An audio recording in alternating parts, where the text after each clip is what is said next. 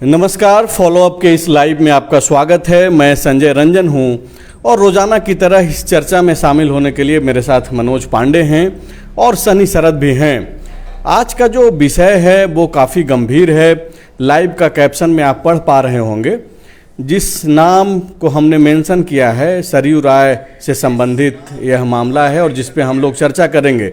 सरयू राय का नाम सुनते ही आप के जहन में ये आ जाता होगा कि भ्रष्टाचार के खिलाफ लड़ाई का एक प्रतीक के तौर पर सरयू राय को जाना जाता है। और दो पूर्व मुख्यमंत्रियों को, बिहार के पूर्व मुख्यमंत्री लालू प्रसाद यादव और झारखंड के पूर्व मुख्यमंत्री मधु कोड़ा को जेल भेजने में इनकी जो भूमिका रही है वो काफ़ी महत्वपूर्ण रही है। इन्होंने भ्रष्टाचार के कई सारे मामले उजागर किए हैं। लेकिन अब सरयू राय जिस चीज़ को लेकर के चर्चा में हैं, जिस चीज़ खबर को लेकर के हम लोग बातचीत करने आए हैं, वो दरअसल ये है कि सरयू राय के ऊपर ही भ्रष्टाचार का मामला जो है दिख रहा है। और मंगलवार को झारखंड हाई कोर्ट में जो एक मामले की सुनवाई हुई और उसके बाद से याचिकाकर्ता के द्वारा जो मीडिया के समक्ष जो बातें कही गई, उसमें यह प्रतीत हो रहा है कि सरयू राय की जो है मुश्किलें वो बढ़ सकती है। सबसे पहले तो आपको बता दें कि दरअसल यह पूरा मामला क्या है। तो एक विनय कुमार सिंह हैं जो जमशेदपुर के हैं और उन्होंने एक याचिका डाला हाईकोर्ट में, यह कहते हुए कि रघुवर दास की सरकार में सरयू राय जब बतौर मंत्री थे खाद्य उपभोक्ता विभाग के, उन्होंने नियम से परे जा कर के आहार पत्रिका छपवाया। दरअसल ये जो सभी विभागों का जो प्रचार प्रसार का जिम्मा होता है वो IPRD का होता है। और याचिकाकर्ता के द्वारा यह कहा गया कि IPRD के अलावे जो है इन्होंने अपने ही विभाग से आहार पत्रिका छपवाने का निर्णय लिया और इसको वैसे प्रिंटर्स को दिया गया, झारखंड प्रिंटर्स का नाम है, जो कि उस लायक नहीं था। बाद में 2018 के अप्रैल में जब गड़बड़ियों की खबर जब सामने आने लगी तो एक टेंडर निकाला गया और उसमें भी जो योग्य लोग शामिल हुए उनको न दे करके झारखंड प्रिंटर्स को यह जिम्मेवारी सौंपी गई।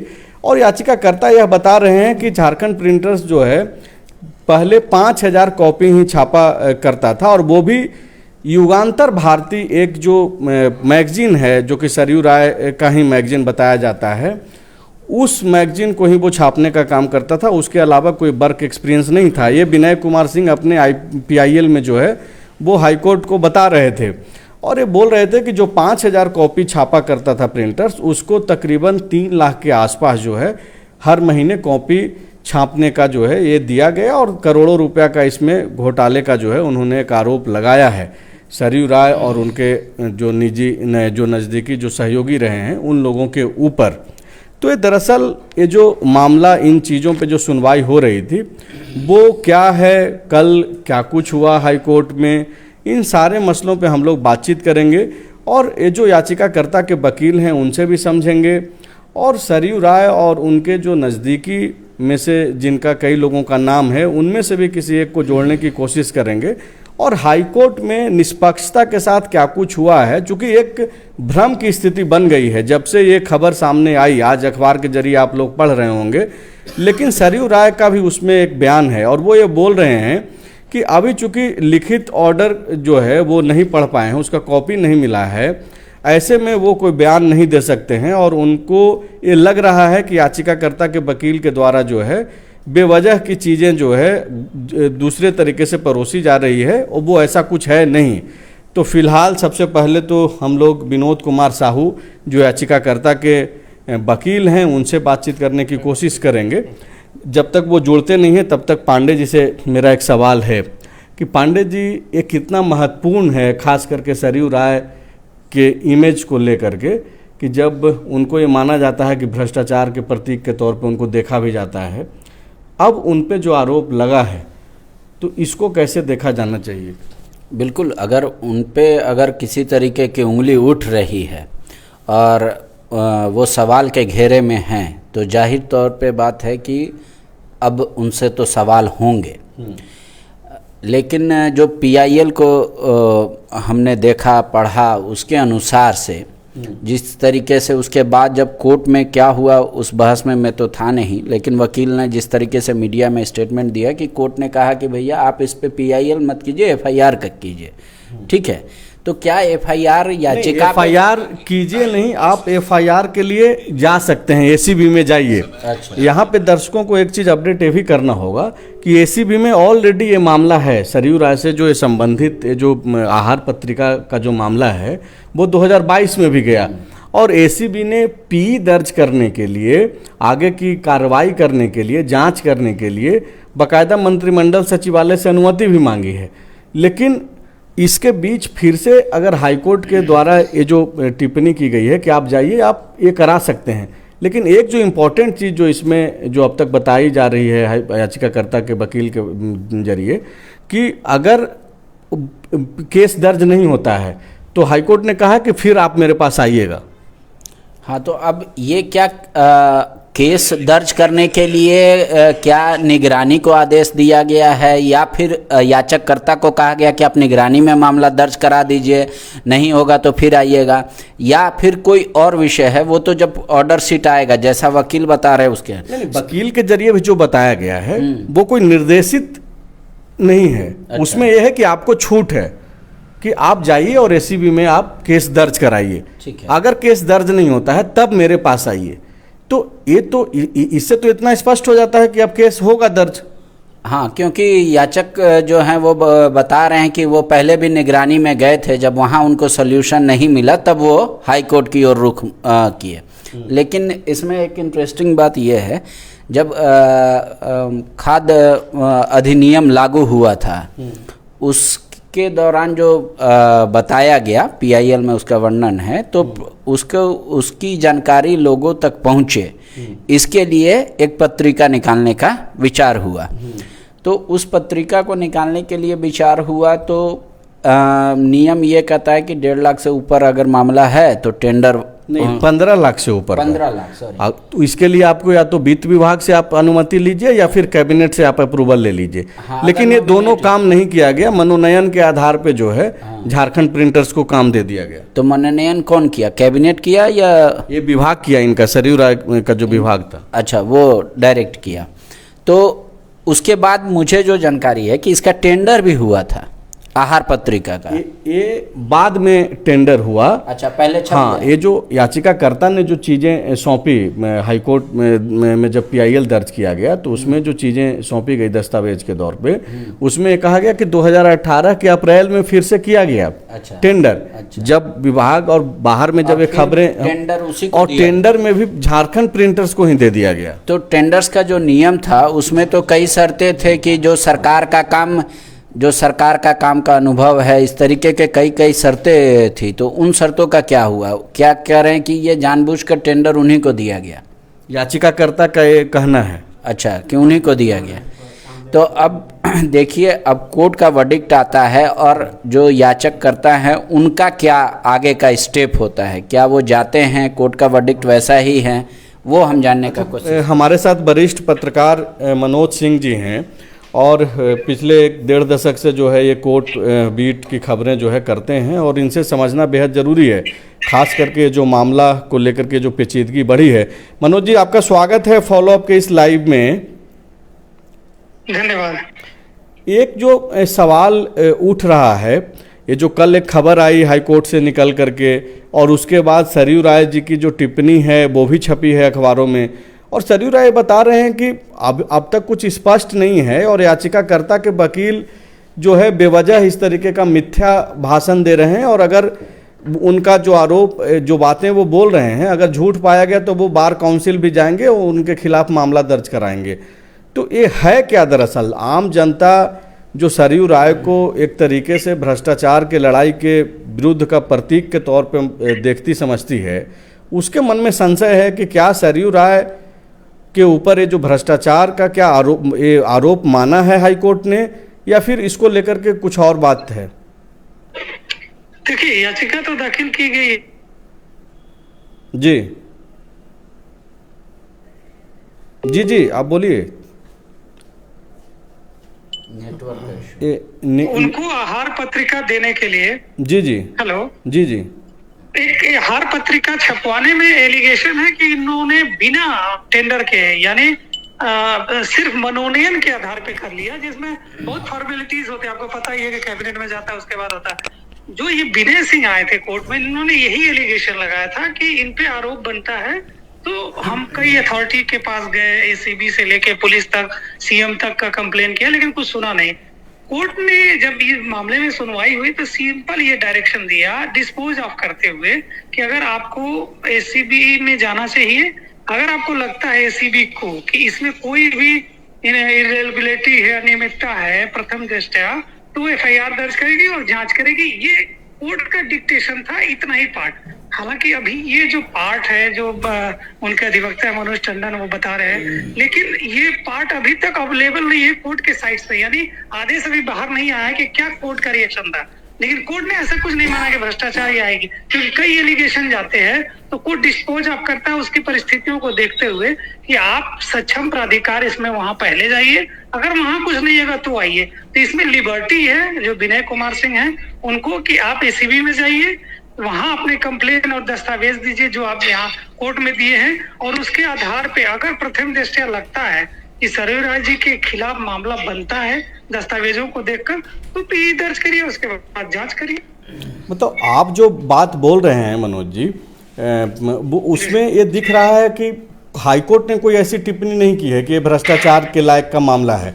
हाईकोर्ट ये बोला है कि भाई आप, कोर्ट अगर ऑब्जर्वेशन करता, अगर ऑब्जर्व करता तो वो आदेश में लिखा था, लेकिन उसने ऐसा कुछ भी नहीं किया है।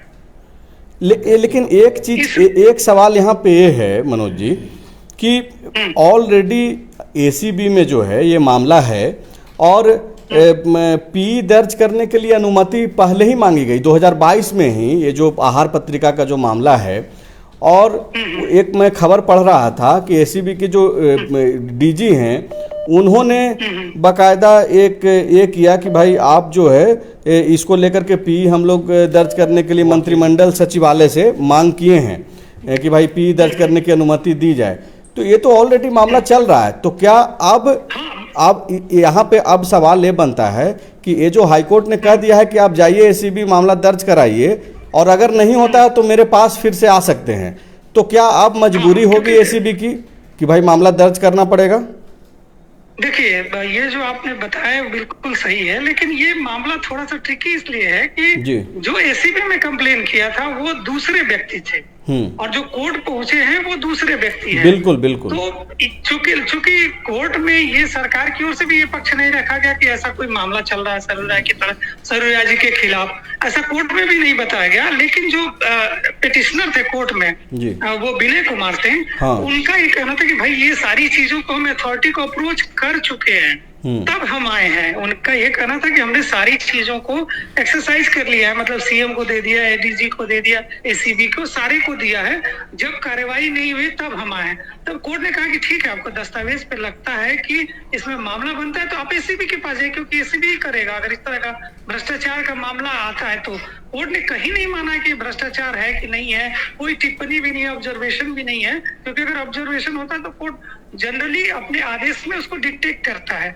लेकिन यहाँ सिर्फ यही डिक्टेट किया है कि हम पेटिशनर ये कॉपी डिस्पोज कर रहे हैं, पेटिशनर को ये राइट है कि वो एसीबी में जाए, दस्तावेज के आधार पर एफआईआर कराए, अगर प्रथम दृष्टया लगता है कि उनके खिलाफ मामला बनता है तो प्रोसीड करना चाहिए एसीबी को। ये तो तकनीकी जो सवाल था जिस पे आपने जवाब दिया उसके लिए शुक्रिया। एक आखिरी सवाल आपसे ये है मनोज जी, आपके अनुभव के आधार पे कि ये जो कल जो भी टिप्पणी आई है, तो क्या आप ये मान करके चल रहे हैं कि सरयू राय की मुश्किलें बढ़ सकती है? क्या आपको ऐसा लगता है? देखिए, पीई में सबको पता है, कोई भी मामला अगर पीई एसीबी दर्ज करती है, पुलिस दर्ज करती है, तो उसमें ये होता है कि भाई आप ये तो तय करिए ये जो दस्तावेज सही हैं या जिस तरह से आरोप लगाए ना वो एलिगेशन सही है नहीं, तब उसके बाद क्रिमिनल प्रोसीडिंग यानी एफआईआर शुरू होता है। तो पीई में अगर पाया गया कि सही है, जिस तरह से आरोप है कि भाई उन्होंने पत्रिका के लिए मनोनयन के आधार पे अपने स्वार्थ से कंपनी है जो झारखंड प्रिंटर्स, उसका चयन कर लिया, टेंडर में वो फेल थी, जैसा आरोप है जो एलिगेशन है याचिका में, अगर ये सब पुख्ता जानकारी सही होती है जांच में, तो ही आगे क्रिमिनल प्रोसीडिंग होती है, अन्यथा पीई में उनको आरोप मुक्त कर दिया जाता है। कई बार आपने देखा होगा कि कई बार बोला जाता है कि जांच एजेंसियों ने क्लीन चिट दी, तो यही होता है कि पहले आप पीई दर्ज करो, प्रारंभिक जांच करो कि भाई ये जो दस्तावेज, ये चीजें दी गई हैं उनके एजेंसियों को, वो पहले जांच करें कि इनकी सत्यापन क्या है, सही क्या है। अगर सही है तो वो आगे बढ़ते हैं, नहीं है तो क्लीन चिट वही मिल जाता है। शुक्रिया आपका जुड़ने के लिए फॉलो अप से। इस खबर पे हम लोग बने रहेंगे, लेकिन इस बीच एक बहुत ही बड़ी खबर निकल करके सामने आ रही है, और वो खबर ये है कि सीपीएम नेता सुभाष मुंडा को जो है अपराधियों ने गोली मारकर हत्या कर दी है। उनकी मौत की पुष्टि कर दी गई है। और ये जो खबर है वो क्या खबर है, इसका डिटेल्स क्या है सनी? ये दरअसल रातू थाना क्षेत्र के दलादली चौक की घटना है।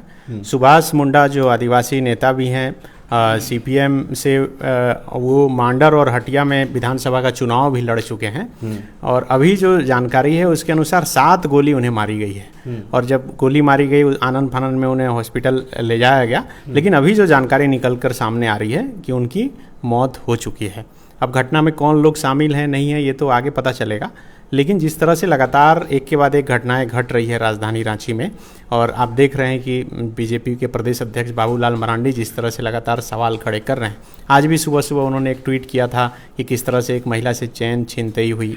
तो अब चूंकि एक समझिए कि विधानसभा का चुनाव लड़ चुका व्यक्ति और वो आदिवासी का एक नेता ही है, और उसे 7 गोली अपराधी आकर मार देते हैं। और दलादली चौक समझिए कि महेंद्र सिंह धोनी के घर से 50 मीटर 100 मीटर की दूरी पर भी नहीं है, और वहाँ पर ऐसी घटना घट जा रही है, तो कानून व्यवस्था पर तो सवाल जरूर खड़ा हो रहा है। तो ये जो दर्शक अभी जुड़े हुए हैं या फिर नए जुड़े हैं उनके लिए बहुत ही बड़ी खबर है, और राजधानी रांची से खबर निकल करके आ रही है कि सीपीएम के नेता सुभाष मुंडा को गोली मारकर हत्या कर दी गई है। दलादली चौक के पास, नगड़ी थाना क्षेत्र के दलादली चौक के पास ये घटना हुई है। ये समझिए कि 3 से 4 दिन पहले मुख्यमंत्री हेमंत सोरेन जो हैं वो डीजीपी को और बाकी अधिकारियों को बैठा करके फटकार लगा रहे थे कि जब आपको हम फ्री हैंड दिए हैं तो आप लोग क्या कर रहे हैं, ये जो अपराधी का मन कैसे बढ़ा हुआ है। लेकिन बार बार इस तरीके की घटना जो है राजधानी और आसपास के इलाकों में पूरे राज्य भर से जो है आपराधिक घटनाओं में इजाफा हो रहा है, और एक काफ़ी शर्मनाक घटना है कि राजधानी रांची में इस तरीके की घटना हो रही है। एक नेता जो कि चुनाव लड़ चुका है, सीपीएम का लीडर है, ट्राइबल लीडर के तौर पे, और युवा काफ़ी मतलब हम लोग की भी काफ़ी मुलाकात हो चुकी है चुनाव के दौरान में। पांडे जी ने इंटरव्यू भी किया उनका। क्या कोई और भी पेशा था? एक जो मेरे पास जो खबरें आ रही है कि ज़मीन का काम भी ये करते थे। जमीन लोग कहते थे कि ये मतलब बड़े घराने जमींदार टाइप के लोग थे, और इनका बिजनेस वगैरह, मॉल वगैरह और जिम वगैरह है। और लेकिन ये काफ़ी मृदुभाषी हैं, ऐसा नहीं है कि, और इंट्रोवर्ट भी हैं नेचर में थोड़ा सा। तो इस तरीके की घटना आना, इससे पहले कभी कोई शिकायत नहीं आई या ना ही खबर आई कि ऐसा कोई हो रहा है या कुछ नहीं हो रहा है, इनसे दुश्मनी है किसी की। तो ये बड़ी खबर थी, इसलिए हम लोग बीच में जो है ब्रेकिंग मोड में गए। लेकिन हमारा जो चर्चा का विषय है वो सरयू राय से संबंधित जो मामला है उसको लेकर के हम लोग चर्चा कर रहे हैं। हमारे साथ विनोद कुमार साहू जो याचिकाकर्ता के वकील हैं वो जुड़ रहे हैं। विनोद जी, आपका स्वागत है इस लाइव में। बहुत बहुत धन्यवाद। विनोद जी, सवाल ये है कि क्या आप ये जो हाईकोर्ट से जो चीज़ें निकली है आप उसको हूबहू रख रहे हैं बाहर मीडिया में, या फिर आप उसको तोड़ मरोड़ कर रख रहे हैं? क्योंकि सरयू राय का जो बयान छपा है अखबारों में, जो बयान छपी है उनकी, उसमें वो ये बोल रहे हैं कि ये मिथ्या भाषण लग रहा है, और वो आपके खिलाफ बार काउंसिल जाने का भी बात कर रहे हैं। इस बीच वो ये भी बोल रहे हैं कि अगर इनकी बातें सही पाई गई तब तो कोई बात नहीं है, लेकिन अगर आप जो बोल रहे हैं मीडिया में जो खबरें छप रही है कि हाईकोर्ट ने मान लिया है कि ये भ्रष्टाचार का मामला है और ये सही नहीं पाया गया, तो वो बार काउंसिल जाएंगे आपके खिलाफ। देखिए, बात ऐसा होता है जी कि जब हाई कोर्ट में या किसी भी कोर्ट में जी जो बहस होती है जी तो बहस काफी देर होती है। जी जी अब बहस दोनों पक्षों का सुनने के बाद जी न्यायालय कोई निर्णय देता है। जी जी लेकिन बहस में जितनी सारी बातें होती है, जितनी सारी चर्चाएं होती है, जी सारे बातें कलमबद्ध नहीं हो पाती। जी उसका सार जो है वो आता है, ये जजमेंट नहीं है, ऑर्डर है। और जजमेंट और ऑर्डर में अंतर होता है। जी जजमेंट में एक एक वर्ड, एक एक शब्द का निचोड़ रहता है। जो ऑर्डर होता है, ऑर्डर क्या होता है, बहस का जितने भी बहस होते हैं जी और जो चर्चाएं होती है न्यायालय में, उसका वो एक सारांश रूप में एक निर्देश होता है। जी था बहस में कोर्ट ने ये कहा कि भैया आपने तो चीफ सेक्रेटरी को लिखे है, विभागीय सचिव को लिखे है, लेकिन आपने प्राथमिकी दर्ज करने के लिए ये विशेष रूप से प्राथमिकी का, ठीक है, तो प्राथमिकी दर्ज करने के लिए आपने क्या किया? हमने कहा कि ये बहुत हाई लेवल वाला मामला है, हम एक आम आदमी हैं, हमारी प्राथमिकी कैसे दर्ज होगा? तो न्यायालय ने कहा कि भाई आपको हम लिबर्टी देते हैं, आपको हम ये देते हैं कि आप चाहिए प्राथमिकी दर्ज नहीं होता है तब फिर हमारे पास आइएगा, या कोई कार्रवाई नहीं करता तो फिर न्यायालय तो है ही इसके लिए। तो हाईकोर्ट ने क्या बोला आपको कि आप एसीबी जाइए? हमें कहा कि भाई आप सक्षम, अगर आपको लगता है कि ये गलत हुआ है, आज जो डॉक्यूमेंट आपने सबमिट किया है जिससे ऐसा प्रतीत भी होता है, अगर मान लिया जाए कि मेरा गलत होता, तो देखिए जब न्यायालय के पास जब भी कोई विषय होता है तो तीन तरह का मैटर आता है। कंफ्यूजन कहाँ से क्रिएट हुआ मैं आपको बता रहा हूँ। मेरा स्टेटमेंट लेने के बाद जो महाधिवक्ता के एसोसिएट काउंसिल है उनसे भी लिया गया, उन्होंने गलत स्टेटमेंट ये दे दिया कि हमने केस को विड्रॉ कर लिया है, ठीक है। अच्छा। कि कोर्ट ने ये कहा कि ये एफआईआर था, आपने एफआईआर का कोशिश नहीं किया, इसीलिए आप विड्रॉ कीजिए और एफआईआर कीजिए। ये स्टेटमेंट वहां से आया, वहां से कंफ्यूजन क्रिएट हुआ है उनके एसोसिएट काउंसिल से। जबकि हम अगर हम विड्रॉ करते तो उसमें लिखा जाता है डिसमिस फॉर विड्रॉल या डिसमिस या डिस्पोज ऑफ। तो मैसेज मेरे मोबाइल में है, जब भी कोर्ट का जो मामला खत्म होता है तो कंडक्टिंग एडवोकेट को मैसेज आता है, मेरे मोबाइल में मैसेज है कि केस को डिस्पोज किया गया है। डिस्पोज यानी निष्पादित किया गया है। निष्पादित का मतलब होता है कि कोई दिशा निर्देश है, कोई सुझाव है, और वो अभी तक नेट पे अपलोड नहीं हुआ है। लेकिन कोर्ट में जो बहस था, बहस में यही था कि भैया आप सबसे पहले जाइए, आप एफआईआर दर्ज करवाइए, जांच करवाइए। जांच में अगर कुछ नहीं आता है या आता है या वो सहयोग नहीं कर रही जांच एजेंसी, तब आपको न्यायालय में आना चाहिए, तब न्यायालय में आइए। ये कोर्ट का आदेश था या कोर्ट ने सलाह दी? सुझाव है हाईकोर्ट का या फिर चर्चा था, सुझाव था? अच्छा, ये सुझाव है। एफआईआर करने का, देखिए एक चीज क्लियर हो जाइए कि एफआईआर करने का निर्देश किसी क्लाइंट को कोर्ट नहीं देता नहीं व्यवहार में। अच्छा, मतलब आप लोगों को एक लिबर्टी दिया गया है, और ये लिबर्टी किस आधार पे दिया गया है? हाईकोर्ट को लगा होगा ना? आधार पे दिया गया। हमने ये कहा कि अब तो अगर हम एफआईआर करते भी हैं तो एफआईआर करते तो लिमिटेशन आ जाएगा जी। लिमिटेशन, हर चीज में एक लिमिट होता है, तो लिमिट के आधार पर हमारा खारिज हो जाएगा। तो उन्होंने कहा कि नहीं, विथ लिबर्टी हम आपको परमिट कर दे रहे हैं, इससे ये लिमिटेशन आपके रास्ते में नहीं आएगा। तो आप लोग एसीबी जाने के लिए बोला गया है या फिर क्या है, मतलब उसमें सुझाव में? वो डायरेक्ट ये नहीं कहा कि एफआईआर आप करवाइए, ये एफआईआर का विषय है, कंसर्न अथॉरिटी के पास जाके आप एफआईआर कर लो।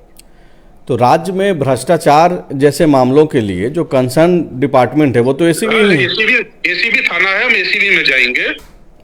तो यहाँ पे विनोद जी एक चीज़ ये है कि हालांकि आपके जो याचिकाकर्ता हैं वो दूसरे हैं, विनय कुमार सिंह हैं, लेकिन ऑलरेडी ये आहार पत्रिका से संबंधित एक मामला एसीबी में है, और एसीबी ने पी दर्ज करने की अनुमति जो है मंत्रिमंडल सचिवालय से 2022 में ही मांगी है, लेकिन अब तक वहाँ से निर्णय मिला नहीं मिला, स्वीकृति ये तो स्पष्ट नहीं हो पाया है।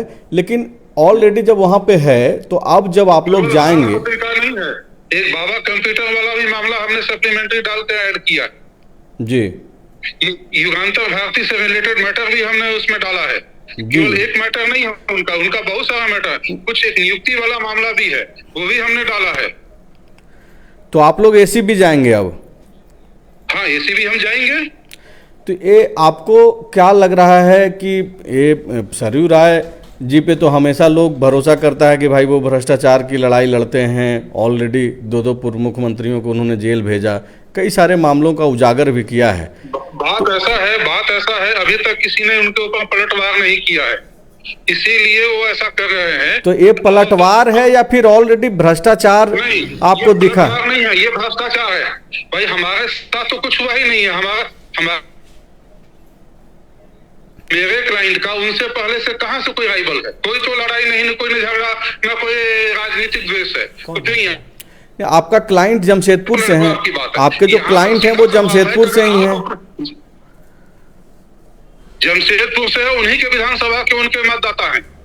वो अच्छा, नहीं आपने ही कहा कि ये उनके ऊपर कोई पलटवार नहीं किया गया है। हालांकि ठीक है, पॉलिटिकल मसला से कोई हम लोग कोई फर्क नहीं पड़ता है। अब चूंकि हम लोग बातचीत कर रहे हैं फैक्ट्स पे, तो ये का मतलब ये है, देखिए आहार से रिलेटेड मामला एक एसीबी के पास है। हाँ। और भी मामला अगर कोई जाता है और हमारे बाद भी कोई एफआईआर करता है तो सबको मिला दिया जाए। जब एक से ज्यादा मामला आता है, एक ही सिमिलर मामले, तो उसको क्या किया जाता है? मिला दिया जाता है।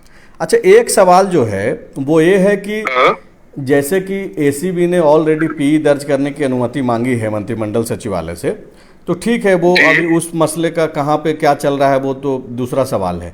लेकिन अब जब हाईकोर्ट ने आपको ये कहा है कि आप जाइए और संबंधित जो विभाग है, कंसर्न डिपार्टमेंट, वहाँ जाके आप केस दर्ज कराइए, केस दर्ज कराइए, और अगर केस दर्ज नहीं होता है तो दोबारा मेरे पास आ जाइए। यानी कि हाईकोर्ट ये बोल रहा है कि भाई अगर कोई नहीं सुन, आ जाइए, आप आ सकते हैं। हाँ, मतलब आ सकते हैं।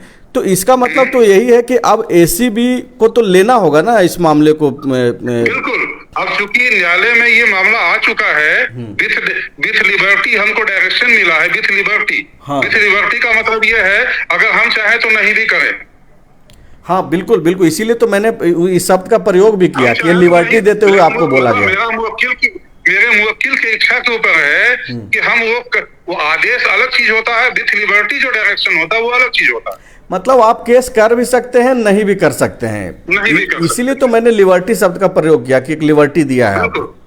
जी विनोद जी, हमने हर जगह स्टेटमेंट में कहा है विथ लिबर्टी हमको डायरेक्शन, ना कि मैंडेटरी।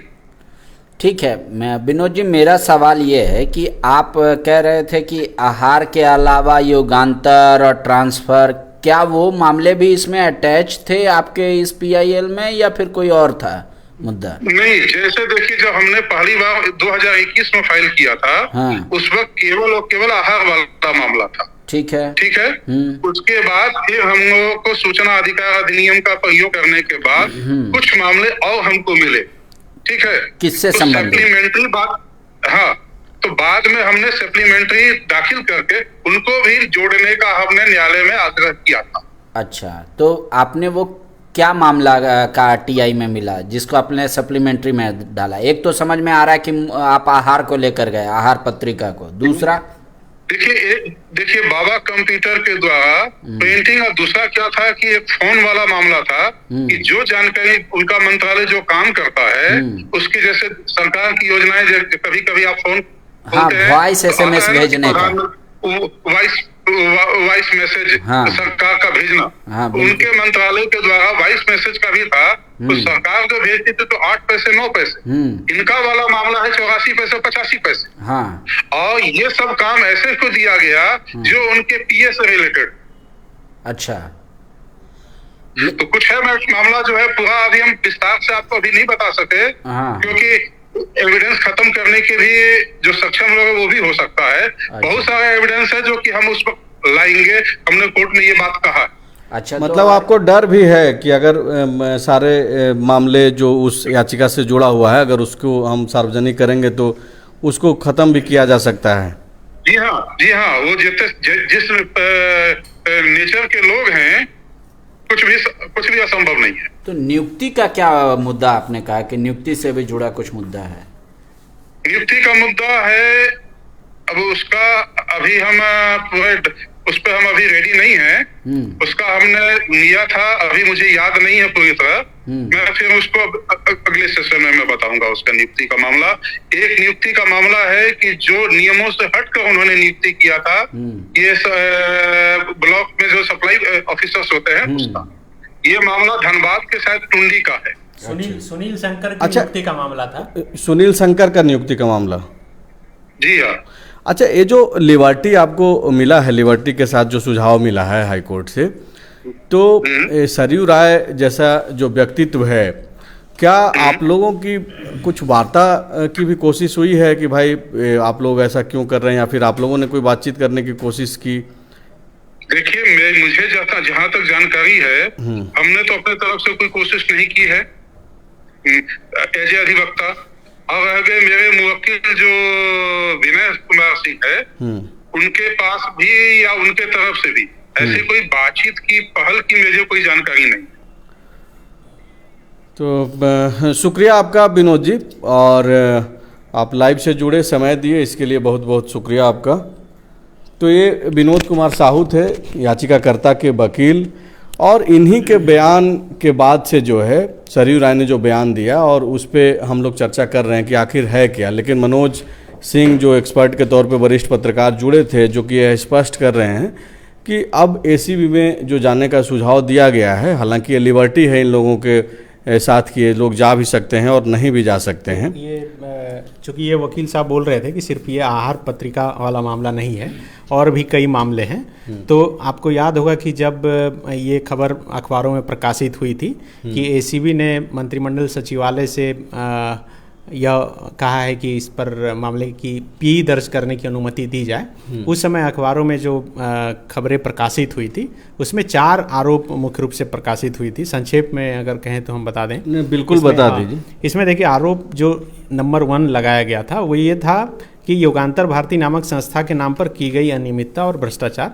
और इसमें कहा गया था कि एसीबी में शिकायतकर्ता जी कुमार जो थे, जो उस समय शिकायत किए थे, वो बोल रहे हैं ये दूसरे हैं, ये विनय कुमार सिंह जो हाईकोर्ट गए हैं वो दूसरे हैं। हाँ, और ये एसीबी में जो लीक कर दिए थे ये जी कुमार थे, और ये बोल रहे थे कि जी कुमार द्वारा शिकायत यह की गई थी कि युगांतर भारती, जो कि नियमानुसार झारखंड राज्य में निबंधित भी नहीं है, उसको पेयजल एवं स्वच्छता विभाग के द्वारा झारखंड राज्य के सभी जिलों में पानी की जांच के नाम पर करोड़ों रुपए की अग्रिम राशि उपलब्ध कराई गई, और उस संस्था से सरयू राय समेत उनके चहेतों ने इंटरेस्ट फ्री लोन के नाम पर भारी रकम की उगाही की। ये उनका आरोप है, उन्होंने लिख के दिया। शिकायतकर्ता ने यह भी लिखा था कि सरयू राय स्वयं युगांतर भारती के कर्ता धर्ता और मुख्य संरक्षक की भूमिका में हैं, और उन्हीं के दबाव के कारण सरकारी पदाधिकारियों के द्वारा युगांतर भारती को अनुचित लाभ पहुंचाया गया, और सरयू राय के द्वारा लगभग प्रति वर्ष यानी कि 2015, 2016 और 2017 में उस संस्था से अनसिक्योर्ड लोन के नाम पर लाखों रुपए की उगाही की गई है। ये जी कुमार एसीबी में आरोप लगा रहे हैं। दूसरा जो आरोप था वो था आहार पत्रिका के प्रकाशन और वितरण के नाम पर भ्रष्टाचार, जिसमें ये पीआईएल का भी जिक्र हो रहा है कि भाई उसमें तय होता है कि कितना तक का खर्च करने पर आपको टेंडर करना है, नहीं करना है, और उससे अधिक रुपया तक जो है आप विभाग कर सकते हैं, और 15 लाख से ऊपर जाने पे वित्त विभाग या कैबिनेट का अप्रूवल लेना पड़ता है, और कुछ और जो नियम में फेरबदल भी करना पड़ता है। बिल्कुल, तो इसमें तो चर्चा हो ही गई है।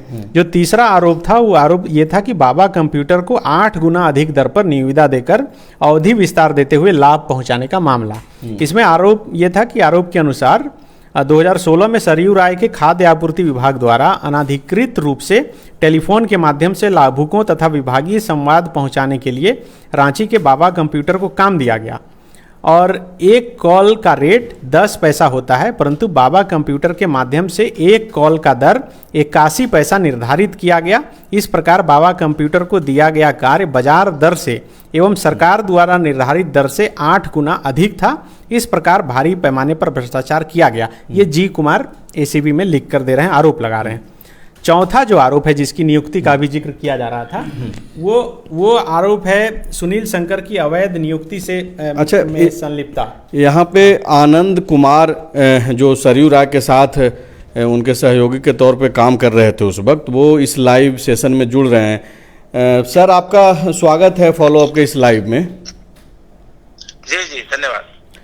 ये जो हाईकोर्ट से जो कल चीज़ें निकल करके आई, और अब याचिकाकर्ता के अधिवक्ता के द्वारा जो बातें कही जा रही है, वो ये बताया जा रहा है कि सरयू राय और उनके साथ काम करने वाले, जिनमें आपका भी नाम है जी, तो ये क्या वाकई में उस दौरान जो आरोप है उस अनुरूप काम हो रहा था? क्योंकि सवाल इसलिए भी ज़रूरी है कि सरयू राय का व्यक्तित्व ऐसा है कि हर कोई जो है भरोसा नहीं करता है, लेकिन जब हाईकोर्ट से ऐसी चीज़ें निकल के आ रही है और याचिकाकर्ता के वकील अब ऐसा बोल रहे हैं, तो सवाल ये बन रहा है और ऐसे में जाहिर सी बात है कि जवाब लेना जरूरी है। जी, तो सबसे पहले तो आपको ये समझना होगा कि हाई कोर्ट ने इस पीआईएल को खारिज कर दिया, यानी एडमिट नहीं किया। अच्छा, तो ये आप नई बात बोल रहे हैं? नहीं, आज ये अखबारों में खबर भी छपी है। जी जी, मैं अखबारों के हवाले से बोल रहा हूँ। जी, तो पहले तो यह है कि इस याचिका को खारिज कर दिया, तो इसका मतलब है कि आरोपों को एडमिट नहीं किया गया कोर्ट में, और कोर्ट ने कहा कि ये पीआईएल सुनवाई के योग्य नहीं है। अच्छा, तो ये पहली बात है। दूसरी बात यह है कि ये जो मामला है ये साफ साफ एक राजनीतिक प्रतिद्वंदिता का मामला था, क्योंकि जिस समय सरयू राय मंत्री थे, जी जी, उस समय रघुवर दास ही मुख्यमंत्री भी थे जी, और रघुवर दास जी के पास ही जी, पीआरडी विभाग भी था, सूचना जनसंपर्क, जी जी, और उन्हीं के पास वित्त विभाग भी था। यानी रघुवर दास जी मुख्यमंत्री रहते हुए फाइनेंस मिनिस्टर भी थे और पीआरडी मिनिस्टर भी थे। जी जी, और जहां तक मुझे जानकारी है कि इसका अनुमोदन इन दोनों विभागों ने किया था, तो फाइल फाइनेंस मिनिस्टर के पास भी गई होगी और पीआरडी में गई थी, तो उनका ही विभाग था। तो इन दोनों विभागों से मंजूरी भी मिली थी और उस समय ऐसी कोई आपत्ति नहीं आई थी। और मैं तो चूंकि पत्रकार हूँ, आप भी जानते हैं, जी जी, बिल्कुल, और विभाग के जो नोटिफिकेशन था मेरे नाम के साथ जो लिखा हुआ था कि वो पत्रकार हैं और वे विशेषज्ञ के रूप में और कार्यकारी वहाँ सेवा दे रहे हैं, कार्यकारी संपादक के रूप में इस जो आहार मैगजीन है उसमें वो सेवा देंगे, और ये सेवा पूरी तरह से अवैतनिक सेवा थी जी। तो मेरा काम ये था कि जो मैगजीन प्रकाशक की तरफ से बन के आती थी, मैं उसको सिर्फ जांच लेता था उसका जो अच्छा, एक जो सवाल उठाया गया, हालांकि आप जो ये बोल रहे हैं कि ये सुनवाई योग्य नहीं माना गया है, याचिकाकर्ता के जो वकील हैं वो ये बोल रहे हैं सर कि हाईकोर्ट ने ये बाकायदा लिबर्टी के साथ सुझाव दिया है कि आप एसीबी में जाइए, यानी कि कंसर्न डिपार्टमेंट जो भ्रष्टाचार से संबंधित जो विभाग है काम करता है, तो यहाँ तो एसीबी ही है, तो एसीबी में जाने का सुझाव वो दे रहे हैं। और बाकायदा ये भी बोल रहे हैं कि अगर केस दर्ज नहीं होता है तो आप दोबारा मेरे पास आ सकते हैं। तो ऐसे में तो ये तो स्पष्ट हो रहा है ना कि अगर ये जो लिबर्टी को अगर ये लोग इस रूप में लेते हैं कि हमको एफआईआर करना ही है, एसीबी में जाना ही है, तब तो मुश्किल बढ़ सकती है। ये तो अब कानूनी पक्ष है, क्योंकि पीआईएल हाईकोर्ट ने एक्सेप्ट नहीं किया और उन्होंने सुझाव दिया कि आपको लगता है कि ऐसा कुछ है तो आप एसीबी में जा सकते हैं, जैसे आपकी बात से मुझे समझ में आ रहा है। जी जी, तो इसमें तो कोई मुश्किल या कठिनाई की बात नहीं है। शिकायत कहाँ होगी, कौन करेगा, ये कोई भी आदमी किसी के बारे में कुछ भी शिकायत करने के लिए स्वतंत्र है। जांच एजेंसियों का काम है जांच करना, उसका मेरिट देखना नहीं देखना, उसमें तो मैं नहीं जाना चाहता हूँ। और मैं सरकारी व्यक्ति था भी नहीं, मैं तो मंत्री का निजी सचिव था और मुझे मंत्री के दैनंदिन का जो उनका पर्सनल काम था उसमें सहयोग करना था। तो सरकारी इसमें क्या चीजें थी वो मुझे मालूम नहीं है, लेकिन मैं इतना जानता हूं कि अगर उस समय ऐसी कोई बात थी, और जहां तक मुझे जानकारी है, मैं जमशेदपुर में रहता हूं और जो पीआईएल करता है वो पूर्व मुख्यमंत्री रघुवर दास के नजदीकी व्यक्ति माने जाते हैं, तो विनय कुमार सिंह जो हैं जी, सब उनके ही आसपास के लोग हैं। और उस समय भाजपा के लोगों ने ही जब सरकार चली गई, रघुवर दास जी चुनाव में हार गए और सरयू राय जी चुनाव जीते निर्दलीय, उसके बाद ये चीजें आना शुरू हुई। तो कहीं न कहीं एक राजनीतिक जो प्रतिद्वंदता है, राजनीतिक दुश्मनी साधने का प्रयास भी हो सकता है। अब याचिकाकर्ता स्वतंत्र है, उनको कोर्ट ने कहा है कि आप अगर एसीबी जाना चाहें तो आप जाएं। अब वो जाते हैं कि नहीं जाते हैं, उसके आगे क्या होता है ये देखने वाली बात है, लेकिन ऐसी कोई गड़बड़ी नहीं थी जहां तक मुझे लगता है, क्योंकि ये दोनों, मुझे जो पता है कि ये जो मामला था ये पीआरडी से भी अनुमोदन हुआ था, फाइनेंस से भी अनुमोदन हुआ था। अच्छा, आप चूंकि पीआरडी का जिक्र कर रहे हैं, तो यहाँ पे एक सवाल ये है जो कि याचिकाकर्ता ने भी इसको उठाया है, और वो ये बोल रहे हैं कि ऑलरेडी जब सभी विभागों के प्रचार प्रसार के लिए आईपीआरडी जो एक विभाग ऑलरेडी था ही, तो ये सरयू राय जी ने अपने स्तर पे, अपने विभाग के स्तर पे इस आहार पत्रिका को क्यों छपवाना शुरू किया? क्यों, मतलब आईपीआरडी के जरिए भी हो सकता था ये? देखिए, इसका जवाब देने के लिए तो मैं अधिकृत नहीं हूँ, विभाग इसका जवाब दे सकता है। लेकिन मैं आपको खाद्य सुरक्षा अधिनियम का जिक्र करना चाहता हूं, क्योंकि जिस विभाग के सरयू राय जी मंत्री थे वो खाद्य और सार्वजनिक वितरण विभाग था, और उस विभाग में जो पीडीएस का सिस्टम है, जन वितरण प्रणाली का, वो भारत सरकार के खाद्य सुरक्षा अधिनियम 2013 से संचालित होता है जी, जिसमें लोगों को लाल कार्ड, गुलाबी कार्ड, पीले कार्ड दिए जाते हैं जी। और उस अधिनियम में प्रावधान है कि खाद्य आयोग होगा, और विभाग जो इस योजना, जो खाद्य सुरक्षा अधिनियम के तहत प्रचार प्रसार के लिए उपाय करेगा, उसके लिए अलग बजट होता है विभागों में, तो उसके तहत किया गया होगा जहां तक मुझे लगता है। लेकिन मैं इस बारे में पक्के तौर पर कुछ नहीं कह सकता हूं, क्योंकि मैं विभाग से जुड़ा हुआ व्यक्ति नहीं था, न अभी भी हूं, न पहले था। जी जी बिल्कुल। अच्छा सर, एक सवाल यहाँ पे ये भी है कि अब जब ये जो याचिकाकर्ता के वकील बता रहे हैं कि एसीबी में जाने का सुझाव दिया गया है, ऑलरेडी एसीबी ने जो है 2022 में महीना एग्जैक्ट नहीं याद आ रहा है, जून या जुलाई का था शायद, उस दौरान भी एक पीई दर्ज करने की अनुमति मंत्रिमंडल सचिवालय से मांगा गया वहां से 4 जून को खबर, 4 जून को 5 जून को छपी थी। तो ये क्या इसमें कोई डेवलपमेंट है, या फिर वो जो है अभी तक पेंडिंग है, उसमें कुछ आगे नहीं मामला बढ़ा है, क्योंकि आप लोग चूंकि जुड़े हुए हैं इसमें? नहीं, मैं तो जिस समय सरकार थी रघुवर दास जी की, और जिस समय सरयू राय जी मंत्री थे, मैं तब तक ही उनके साथ जुड़ा हुआ था, उसके बाद मैं उनके साथ नहीं जुड़ा हुआ हूँ और मुझे इस बारे में कोई जानकारी नहीं है। तो एक आखिरी सवाल ये है सर कि विनय कुमार सिंह याचिकाकर्ता को जिस तरीके से आप जोड़ रहे हैं पूर्व मुख्यमंत्री रघुवर दास से, तो एसीबी में जो जी कुमार, जो अज्ञात नाम एक तरीके से ही है, जी कुमार कोई नाम तो होगा नहीं, तो ये भी क्या आपको लगता है कि पॉलिटिकल एक तरीके से वार के जरिए ही दोनों तरफ से, एक तरफ कोई एसीबी गया और एक तरफ से एक कोई हाईकोर्ट चला गया?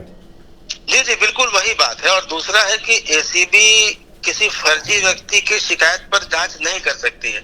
जो सरकारी व्यवस्था है एसीबी में जांच करने की, उसमें सबसे पहले शिकायतकर्ता की जांच होती है। अगर मैं या आप किसी सरकारी व्यक्ति के खिलाफ कोई शिकायत करेंगे एसीबी में, तो पहले आपकी ऑथेंटिसिटी की जांच होगी कि आप एक असली व्यक्ति हैं कि नहीं।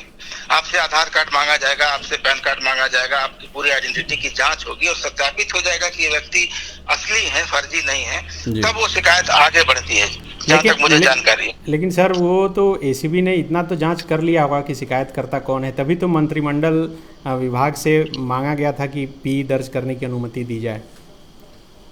इसके बारे में मुझे कोई आइडिया नहीं है, इसलिए मैं आपको इस बारे में कुछ बता नहीं सकता हूँ। अच्छा सर, आप बोल रहे हैं कि ये एक...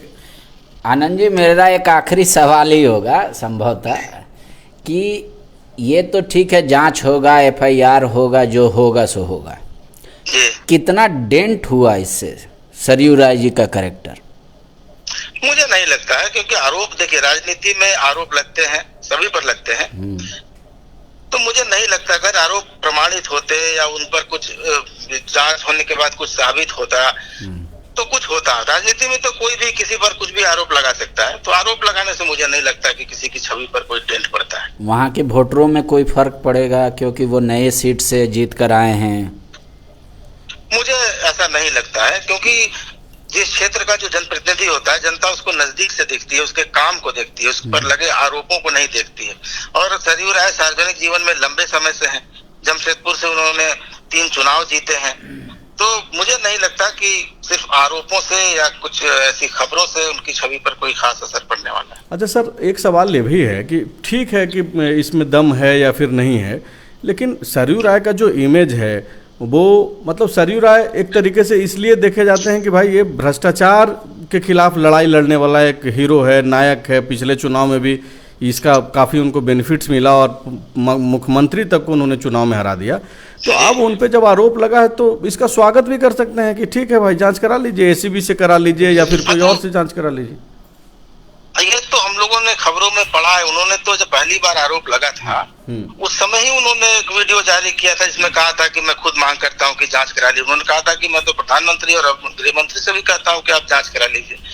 तो आरोप तो कोई भी किसी पर कुछ भी लगा सकता है, और खास करके वैसे लोग जो दूसरों पर आरोप लगाते हैं उनको थोड़ा बैकफुट पर लाने के लिए आरोप लगा देना उन पर ज्यादा आसान होता है, क्योंकि इन पर भी आरोप लगा दो तो थोड़ा सा इन पर भी मौका मिल जाएगा बोलने का। मुझे लगता है राजनीति में सब चीजें चलती रहती हैं।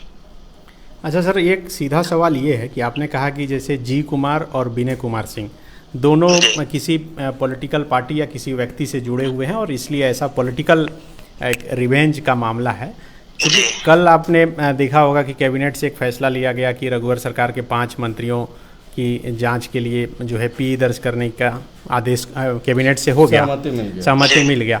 उसके बाद जो बयान आया या इससे पहले भी जब मुख्यमंत्री बोले कि रघुवर सरकार के मंत्रियों की जांच करवाएंगे हम, तब तक यही बोला गया कि जो पंकज यादव पीआईएल करता है वो कौन है और किसके इशारे पर काम करते हैं वो कौन नहीं जानता है। मतलब जाहिर तौर पे सीधे तौर पे सरयू राय का ही नाम आ रहा था। तो क्या ये सब बोल के, चाहे इधर के हों या उधर के हों, बोल के बचा जा सकता है या फिर जो मुख्य आरोप है उस पर स्पष्ट कोई बात होनी चाहिए? नहीं, मुख्य आरोप पर ही बात होनी चाहिए, क्योंकि जो भी इन 5 मंत्रियों का जो मामला है वो उनके द्वारा ही दिए गए चुनावी एफिडेविट पर आधारित है जी।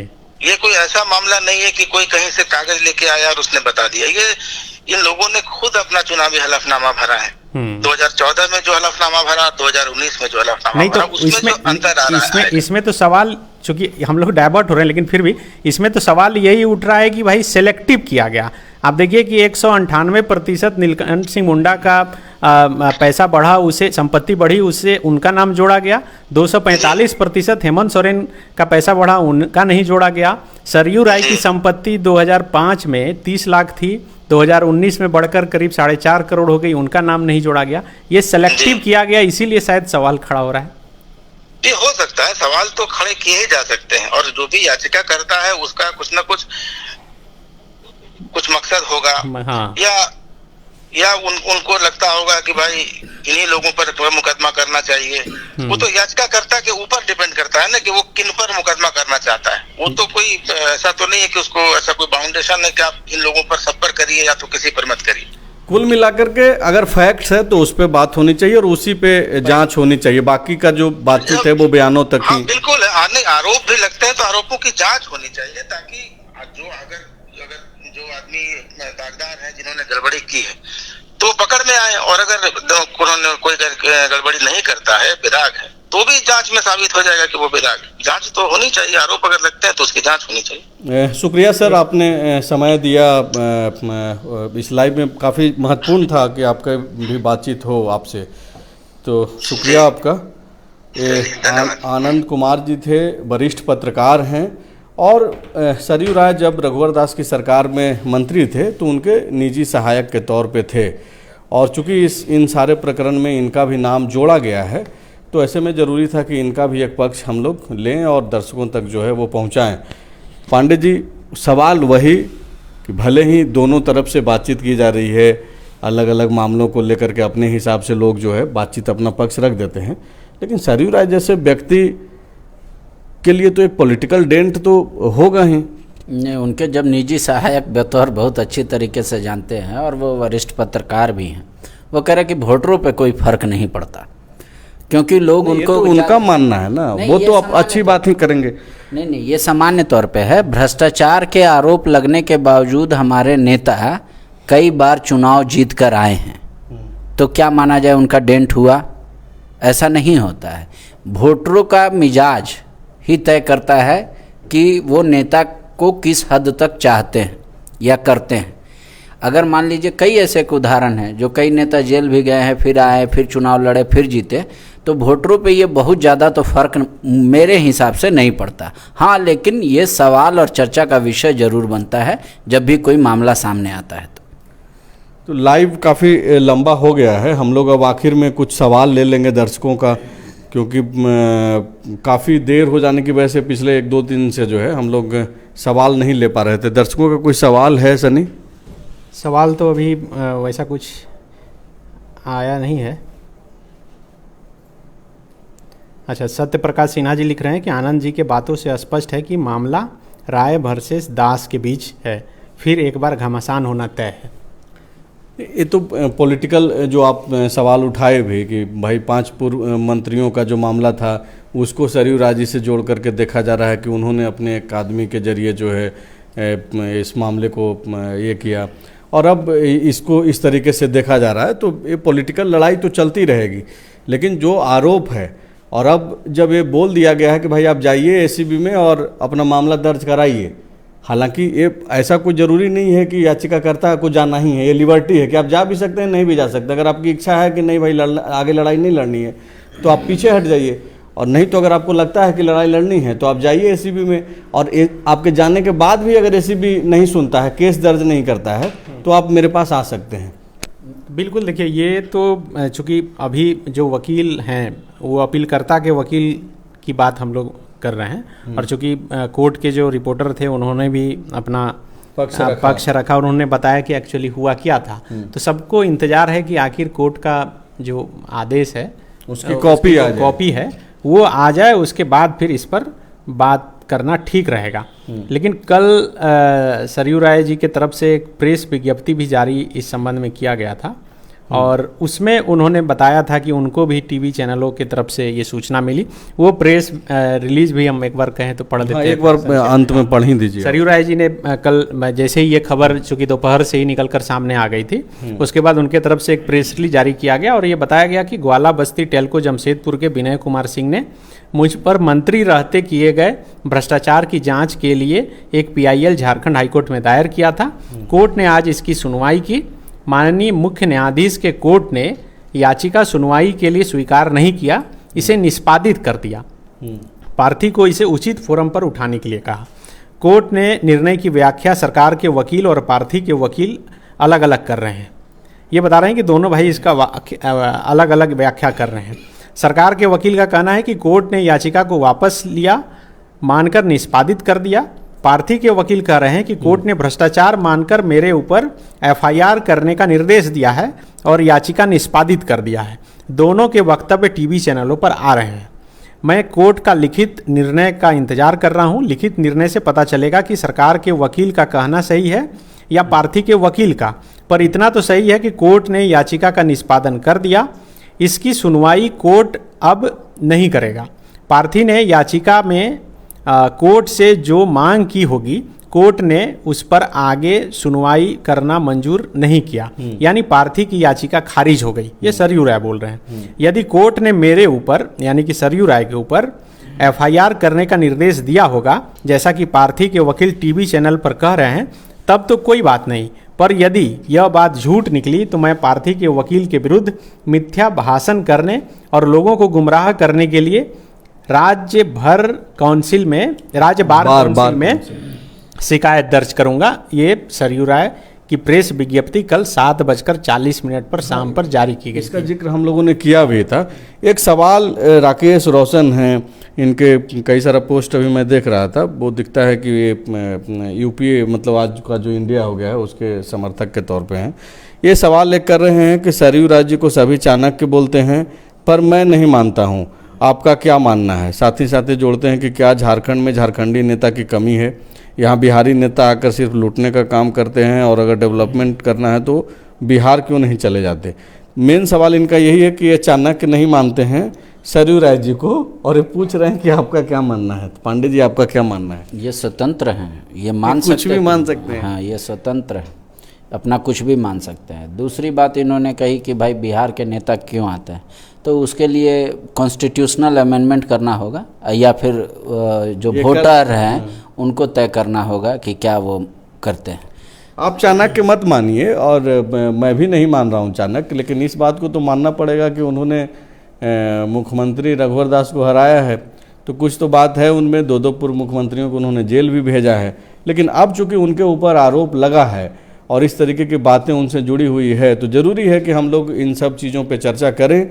होगा क्या वो तो समय तय करेगा। फिलहाल आप इस लाइव में जुड़े रहे, उसके लिए शुक्रिया। आप लोग शेयर नहीं कर रहे हैं, हम लोग बार बार आग्रह कर रहे हैं, निवेदन कर रहे हैं। आप लोग शेयर कीजिए। आखिर में कुछ बोलना है सनी? ये सुभाष मुंडा जिनकी हत्या करीब 1 घंटा पहले रांची के दलादली चौक पर की गई थी, उस मामले में वहाँ पर काफ़ी बवाल हो गया है। पुलिस पर स्थानीय लोगों ने हमला कर दिया है, तोड़फोड़ किया है, और जो शराब दुकान जहाँ पर ये घटना घटी जैसा कि बताया जा रहा है, उसको आग के हवाले कर दिया गया है। काफ़ी संख्या में पुलिस बल को फिलहाल उस इलाके में तैनात किया गया है। चूँकि जैसे ही लोगों को सूचना मिली, चूँकि वो तो एक नेता थे, चुनाव लड़ चुके थे, उनका एक अपना समर्थक होगा, वो समर्थक वहाँ पहुँचे और वो काफ़ी आग बबूला है और वो हंगामा कर रहे हैं अभी। तो इस तरीके की खबरें रोजाना कहीं न कहीं से आ रही है, जो कि चिंता करने वाली बात है। मुख्यमंत्री हेमंत सोरेन पिछले दिनों बैठक भी कर रहे थे, जिसका जिक्र हम लोगों ने किया है। फॉलोअप झारखंड पे भी आपने खबर देखी होगी कि कैसे वो डीजीपी को फटकार लगा रहे हैं और बोल रहे हैं कि भाई जब हमने आपको फ्री हैंड दिया है तो ऐसी खबरें क्यों आ रही है, ऐसी घटनाएं क्यों हो रही है। लेकिन बावजूद इसके इस तरीके की जो खबरें हैं वो आप तक पहुंच ही रही है। कब तक इस पे विराम लगेगा ये प्रशासन को तय करना है। तो फिलहाल इस लाइव में इतना ही, और आप लोग शेयर कीजिए कम से कम। शुक्रिया।